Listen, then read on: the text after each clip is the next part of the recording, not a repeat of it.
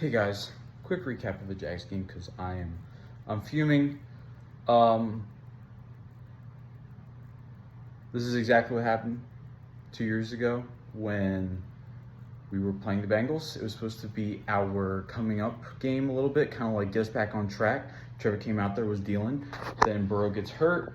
Jake Browning comes in, and we're like, oh my gosh, we were worried about this game, but you know what? The backup's in, so we're just going to win, you know? And same thing happened this time.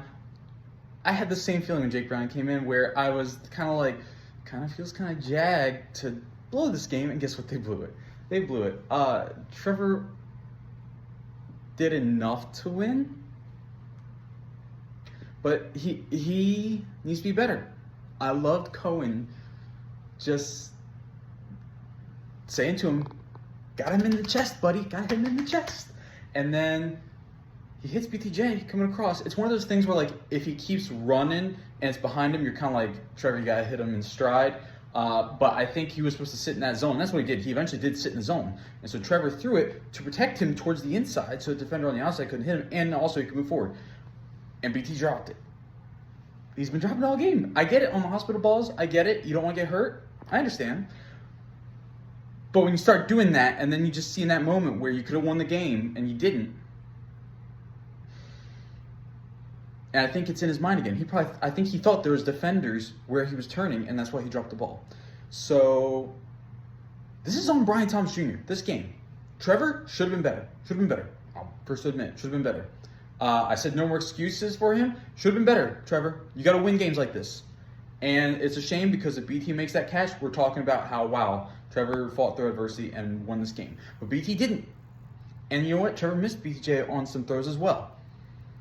He's got to be better. And Brian Thomas, I don't want to see you pouting anymore.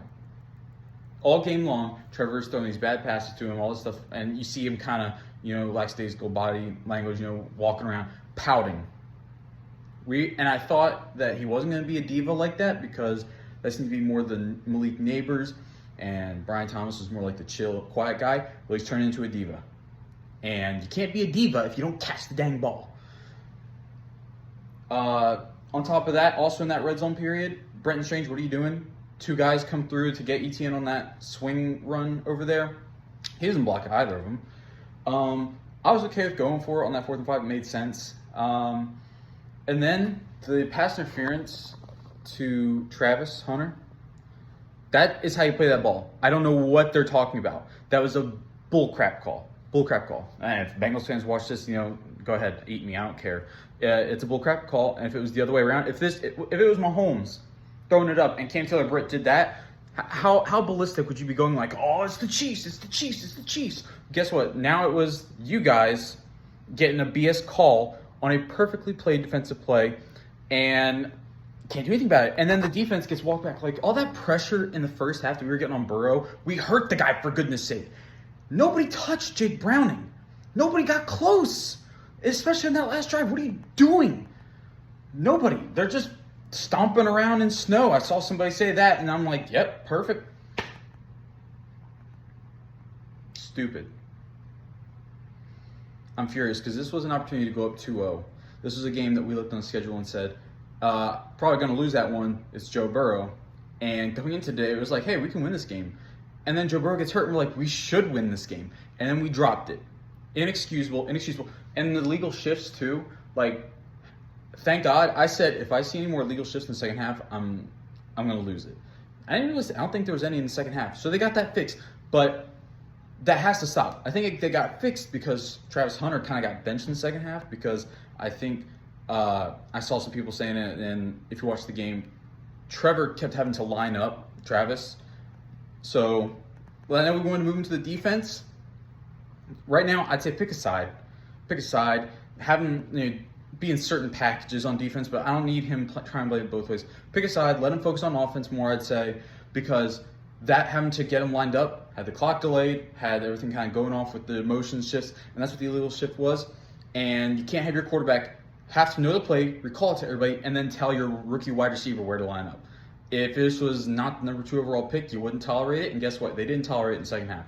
They put Parker Washington in over him. And Parker did good. Parker was our leading receiver, by the way, today. So go figure.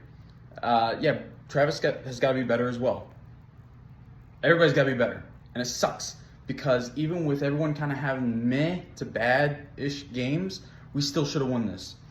We should not leave it in the ref's hands, but that was a horrible pass interference call. And Brian Thomas, you have to catch the ball. Trevor, you have to be better. Diami Brown as well. Diami Brown was fantastic for most of the game.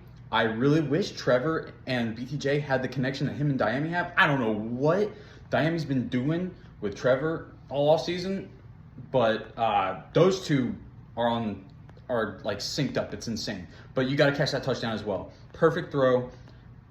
You can't be doing that. So that's just my immediate reactions. And if we miss the playoffs, we're gonna look back at this game as if Brian Thomas just caught the freaking ball. So that's it.